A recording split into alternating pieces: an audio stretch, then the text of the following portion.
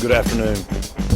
I'm Under Sheriff Pat Ivy, and I'm here with you this afternoon to talk about the arrest of one of our employees, Police Officer Max A. Hovey, who is a 8-year veteran with the Jacksonville Sheriff's Office. He has a hire date of May 19th of 2014. He's being charged with one count of trespass in a structure or conveyance, Florida State Statute 810.08. It's a first-degree misdemeanor,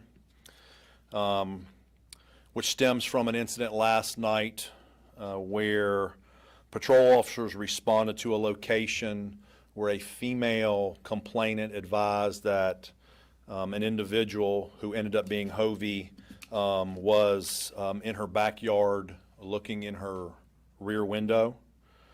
It was determined that the individual in question was indeed an employee of the Jacksonville Sheriff's Office or Integrity Special Investigations Unit responded to take lead.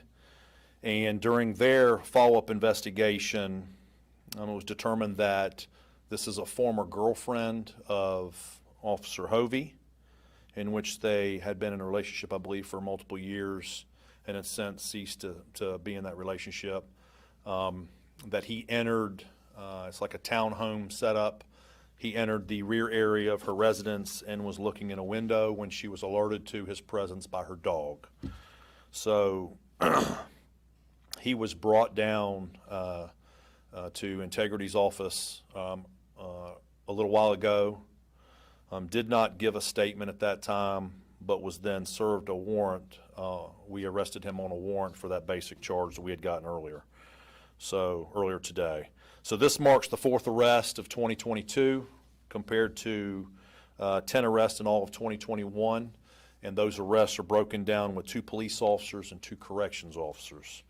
I'll say that Officer Hovey did not resign from his position with the Jacksonville Sheriff's Office, and I have expressed that process probably in every one of these over the last couple years. I think it's important. He did not resign, so now he goes through the criminal proceedings, and then we go into the administrative process. So we don't do them concurrently because we do not want to jeopardize the criminal case against the employee, meaning we cannot prosecute him if we force him to answer questions, which we can in an administrative process. We could bring him in and order him. We'll follow that case through, and then we will deal with him from his employment perspective, and I will take any questions you may have. Is he currently on a suspended status with the Sheriff's Office? So he's probably in the jail still right at this moment. He will have options, and that's kind of what I go into every time because there's all these questions. In a certain circumstances, when it's a felony, we are allowed to do what's called an emergency suspension. These are not Jacksonville Sheriff's Office rules. These are civil service rules. Everybody can get access to them. It's actually a board or the rules that for the civil service employees of the cities in Jacksonville. And they have these in other municipalities themselves. But we have to follow it that we cannot immediately fire him. He has the options at his disposal that if he chooses not to leave the agency, he can appeal our decision of whatever discipline that is. He then goes before a civilian board, it's not us, and he pleads his case and appeals whatever discipline. He also has the option of or going through a arbitrator, but that's a whole nother process. So right this moment, he's probably in the jail. He will bond out. I'm sure he then will himself take a little bit of time. His police powers have been taken away. Maybe that's what you're getting at. It's called a defrock process, which we implemented on him at the time of taking him into custody.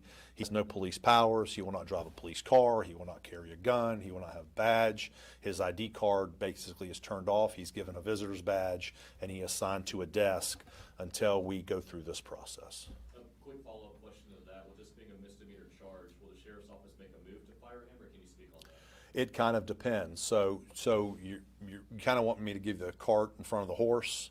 All I have now is this one document. So for me to go into and enter and say I would fire him versus a felony at this point, I don't have enough information. All I have is the basic elements.